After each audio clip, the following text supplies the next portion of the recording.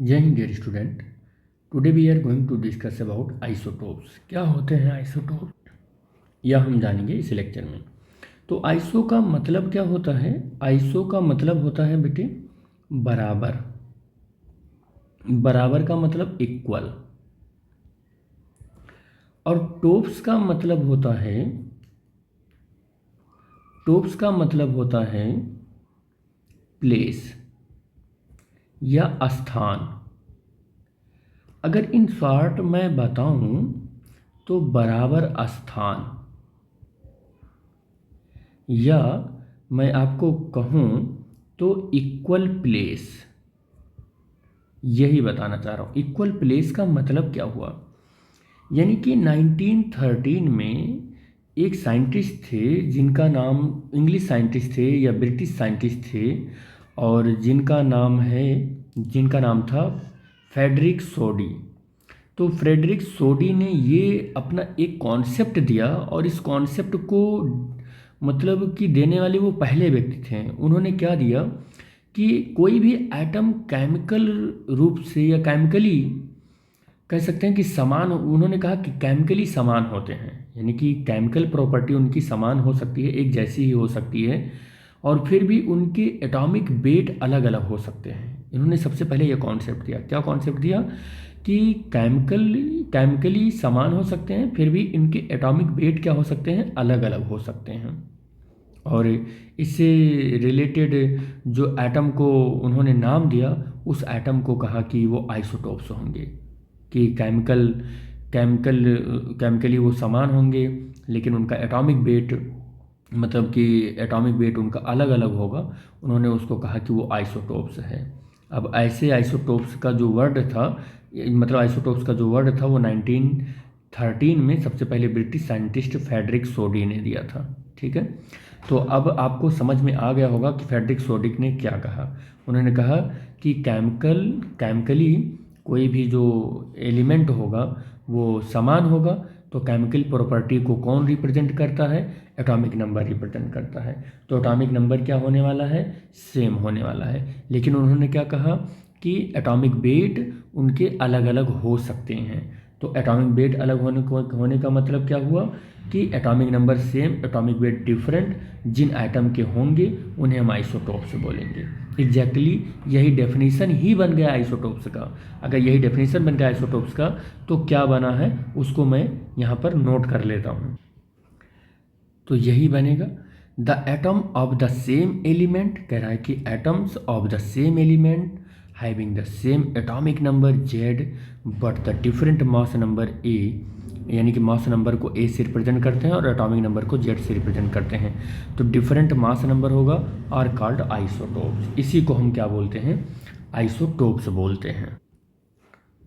The atom of isotopes have the same number of proton, एक ऐसा atom जिसके पास number of proton same होना चाहिए, but different number of neutron होना चाहिए। बेटे डिफरेंट नंबर ऑफ क्या होना चाहिए? न्यूट्रॉन होना चाहिए।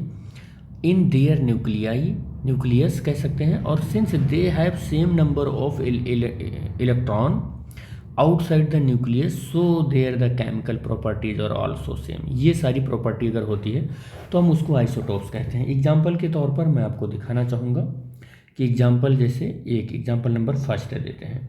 हाइड्रोजन के 3 आइसोटोप्स हैं, और उनमें हम सबसे फर्स्ट अगर 1H1 लिखते हैं तो हम उसको नाम दिए हैं कि वो प्रोटियम है। और 1H2 अगर लिखते हैं तो हम उसको नाम दिए हैं कि वो क्या है? ड्यूटेरियम है। और 1H3 लिखते हैं तो हमने उसको नाम दिया है 1H3 को कि वो ट्राइटियम है। अब इन सब में देख लो कि सेम नंबर ऑफ, देखो सेम नंबर ऑफ इलेक्ट्रॉन है, सेम नंबर ऑफ प्रोटॉन है, एटॉमिक नंबर सबका सेम है, बट एटॉमिक वेट देखो सबका डिफरेंट है। तो ये क्या है? हाइड्रोजन के आइसोटोप्स हैं। ये किसके हैं? हाइड्रोजन के आइसोटोप्स हैं। ये आइसोटोप्स हैं ये। ठीक है, ये आइसोटोप्स हैं। नेक्स्ट एग्जाम्पल अगर हम देखें तो नेक्स्ट एग्जाम्पल में हम कार्बन का आइसोटोप्स देखते हैं। किसका देखते हैं?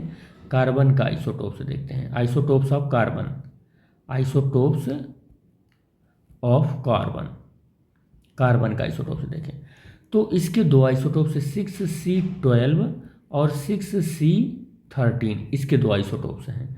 ऐसे अगर हम देखें थर्ड एग्जांपल, और हम आइसोटोप्स देखें क्लोरीन के, किसके, क्लोरीन के, तो 17Cl35 और 17Cl37।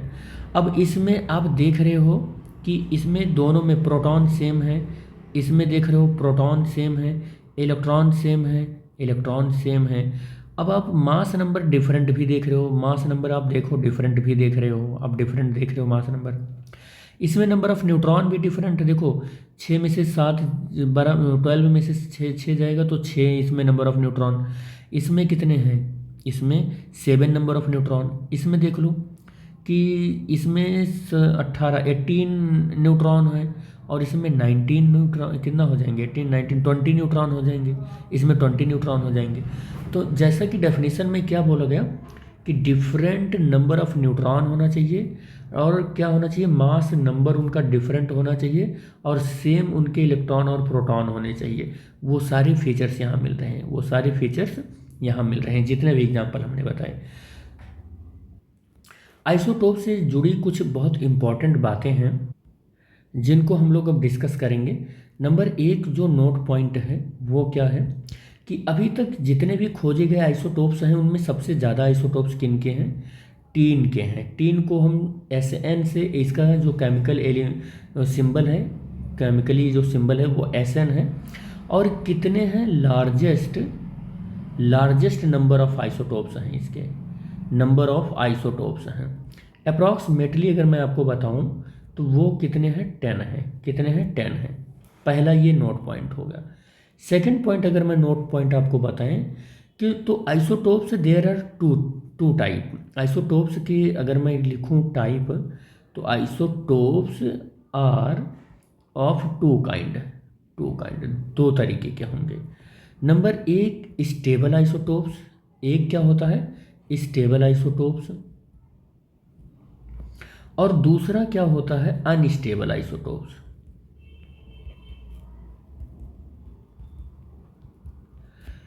अब जो स्टेबल आइसोटोप्स होता है वो क्या होता है, स्टेबल आइसोटोप्स में जो नंबर ऑफ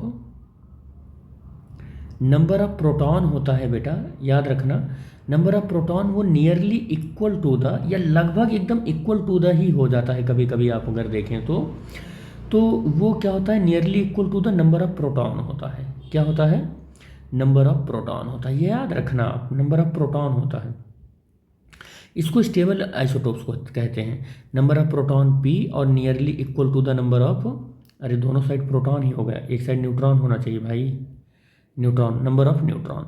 तो जब कभी भी proton nearly equal to the neutron होगा तो हम ये बोलेंगे कि ये एक स्टेबल आइसोटोप्स है। जैसे मैं कहूँ कि 70 यहाँ पर ऐसे C612 था और C613 था, तो इसमें नंबर ऑफ न्यूट्रॉन कहें तो 6 है और नंबर ऑफ प्रोटॉन कहें तो 6 है, तो यहाँ पर ये 6 होगा। और इसमें नंबर ऑफ प्रोटॉन कहें तो 6 है और न्यूट्रॉन कहें तो 7 है। तो प्रोटॉन यहाँ पर देखो न्यूट्रॉन के लगभग इक्वल ही है इस वाले केस में। इस वाले केस में जो प्रोटॉन है वो थोड़ा सा न्यूट्रॉन से कम है, थोड़ा सा कम है, लेकिन इतना भी ज़्यादा कम नहीं है कि प्रोटॉन न्यूट्रॉन को बैलेंस ना कर पाए। न्यूक्लियस के अंदर वो बैलेंस कर ले जाता है। तो हम ऐसे को हम स्टेबल आइसोटोप्स बोल देते हैं, जहाँ पर प्रोटॉन और न्यूट्रॉन लगभग एक दूसरे के बराबर होते हैं, तो हम उन्हें स्टेबल आइसोटोप्स बोल देते हैं। लेकिन अनस्टेबल आइसोटोप्स में क्या होता है कि जो नंबर ऑफ न्यूट्रॉन होता है much more than number of proton होता है। ये याद रखना कि नंबर ऑफ न्यूट्रॉन क्या होता है, न्यूट्रॉन मच मोर देन होता है, याद रखना, much more than the number of proton होता है, नंबर ऑफ प्रोटॉन होता है, ठीक है। और अगर much more than number of proton होगा, और कहाँ पर होगा ये, इन देयर न्यूक्लियाई होगा, इन देयर न्यूक्लियस होगा, न्यूक्लियाई मेरे निकल रहा है, न्यूक्लियस होगा, ठीक है। इसका मतलब क्या हुआ कि नंबर ऑफ न्यूट्रॉन प्रोटॉन से बहुत बड़ा हो जाएगा। मतलब number of neutron upon number of proton ये बहुत बड़ा हो जाएगा, बहुत ही ज़्यादा बड़ा हो जाएगा। तो अगर कभी ऐसा आपको दिख गया, मान लो कि न्यूट्रॉन 20 आ गया, प्रोटॉन 2 आ गया, तो अब ये बहुत बड़ा का केस हो गया। यानी कि ऐसा कभी मिलता नहीं है, लेकिन अगर मान लो ऐसा कभी रेशियो मिल ही गया कि मान लो ये आ गया 14 आ गया, तो अगर ऐसे मिल गया तो हम ये मान कर चलेंगे कि वो अनस्टेबल आइसोटोप्स है। क्या है वो अनस्टेबल आइसोटोप। इसका अगर हम एग्जांपल देखें तो हम ये कह सकते हैं कि ये जो आइसोटोप्स होता है, दे अंडरगो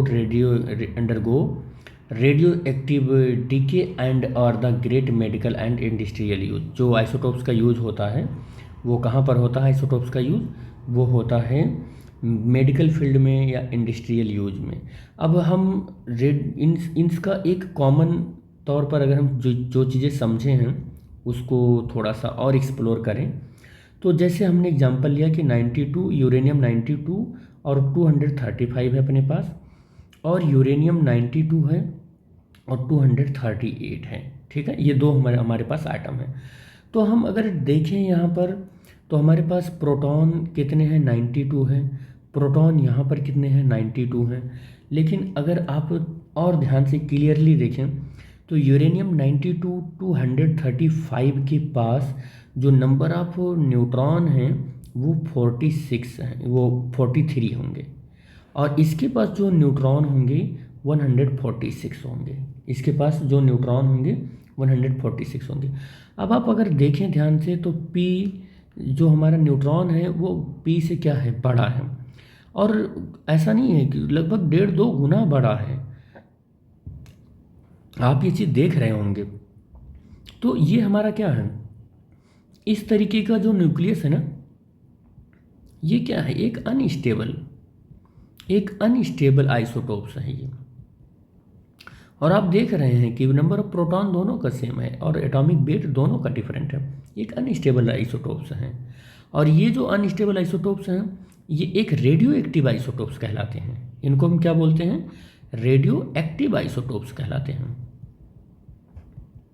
आइसोटोप्स कहलाते हैं। तो इस तरीके से आपको समझ में आ गया होगा कि आइसोटोप्स क्या है।